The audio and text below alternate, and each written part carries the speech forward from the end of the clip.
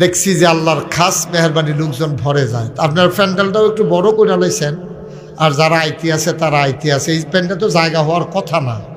রাস্তাঘাটে যারা আছেন তারা মনে করছে হুজুরে কি আর 9টার আগে ধরবনি, কিন্তু এগুল দিয়ে যে বা দেশার লেহা আছে এইটার চায় না আমরা তারা। হ্যাঁ 9টায় ধরে বইয়া রয়েছে, এইতেই করেন আপনারা। হ্যাঁ আমিন কর না কেন? কইলাম যে মোবাইলটা বন্ধ করতা, কি কথা বোঝা গেছে না নাকি? তে মনে করছে অন্য হুজুর। সবার মোবাইল বন্ধ করো, তামাশা করে বিরক্ত করবা না।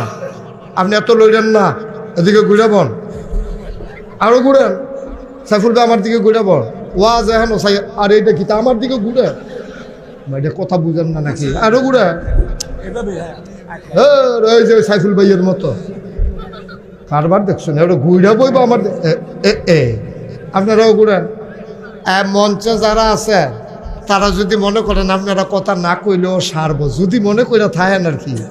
আমি কিন্তু অনেক জায়গাত আওয়াজ না করার কারণে মঞ্চের নামাইয়া অন্যান্য বয়াইছি, যেটা জিগাই আওয়াজ দিয়ে কথা কইবেন। বলেন সুবহানাল্লাহ।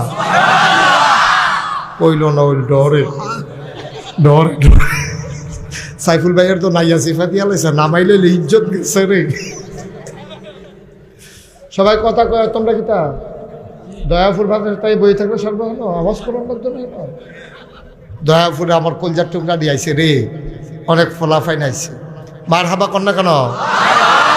এই যে কইসলাম না কতক্ষণের ভিতরে জাগা হইতো না, যারা অহনো বইয়া রইছে আইয়া যে একটা খেরা দেওয়ান লাগবে, এটা তো তারা অহনো বুঝছে না।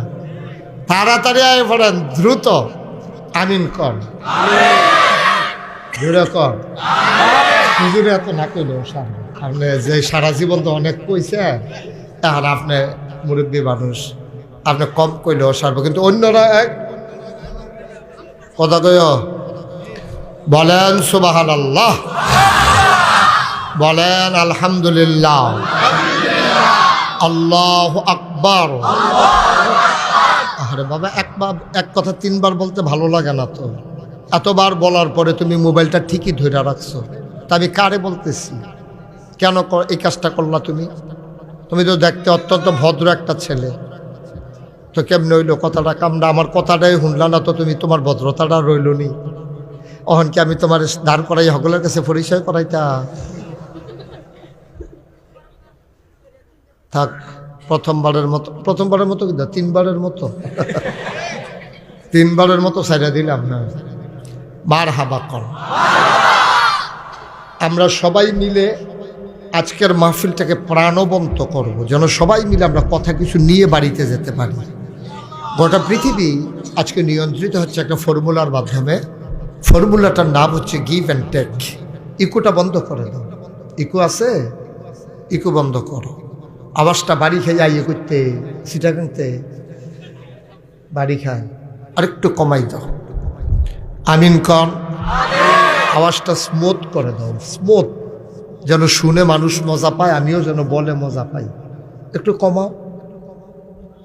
আমিন কন, জুড়ে কন, আরো জুড়ে। আমরা সবাই মিলে মনোযোগের সাথে কিছু কথা শুনব। ওয়াজ তো কতই হয়, ওয়াজ তো বছর প্রত্যেক দিনে এলাকায় একটা না একটা ওয়াজ হইতে আসে, কিন্তু আমাদের পরিবর্তন হচ্ছে না কেন? আমরা ওয়াজ থেকে ওই যে আওয়াজটা বাড়ি খেয়ে ফিরে আসে, এটা বন্ধ করতে হবে। তুমি বুস্টারটা বন্ধ করো। এই যে বাড়ি খেয়ে করতে এই আওয়াজটা, এটা বন্ধ করো। সবাই পড়ে না আমিন? ওকে ফাইন, আর ধরবা না, ঠিক আছে। এখন কয়জন বইছো মাইকম্যান? এখন সব উড়ে আনতে তাহলে ফিস মোড়া বান্ধি হতাইলা মাইকম্যান বইয়া খালি গুতা গুতা সব ফিসে দাও যাইব নাতে। আরে মেশিনতে 2 হাত দূরে গিয়াব, যেন হাতে লাগল না ফাঁস। এই এখন ডাকফা চাই হাত দাও না, আইয়া না, তার হাতের দূরে আইয়া না। কারণ মাহফিলের ভিতরে একবার আওয়াজ কমায় একবার বাড়ায়, এটা বক্তার জন্য ক্ষতিকর। আমি ব্যালেন্স পাই না। আমি কোন স্কেলে কথা বললে আমার জন্য সুবিধা হবে, এটা তোমরার উপরে নির্ভর কর। বক্তার ক্ষতি করো না, একটা ফিক্সড করে দেবা আর ধরবা না একেবারে শেষ পর্যন্ত, তাহলে তুমি ভাড়া পাইবা বেশি। মার হাবা কম, জোরে কম, বলেন সুবহানাল্লাহ, বলেন আলহামদুলিল্লাহ, আল্লাহু আকবার। সবাই কোন আমিন। তো যেই কথাটা বলতেছিলাম, গোটা বিশ্ব আজকে পরিচালনা হচ্ছে একটা ফর্মুলার মাধ্যমে। ফর্মুলাটার নাম হচ্ছে গিভ অ্যান্ড টেক। তুমি আমাকে দাও, আমার কাছ থেকে কিছু নাও। এই ফর্মুলাটা সব জায়গায় আছে। আপনি রিক্সায় উঠবেন, ভাড়া দেবেন, চাল কিনবেন, টাকা দেবেন, সেবা নেবেন, বিনিময় দেবেন, আত্মীয়তার সম্পর্ক ঠিক রাখবেন, তাহলে তার সাথে আপনি আবার তার কাছ থেকে ভালোবাসা পাবেন। এটাই হচ্ছে পৃথিবীর নিয়ম। এই ফর্মুলার প্রবর্তক স্বয়ং আল্লাহ। এটা আল্লাহ ফর্মুলা আবিষ্কার করছে।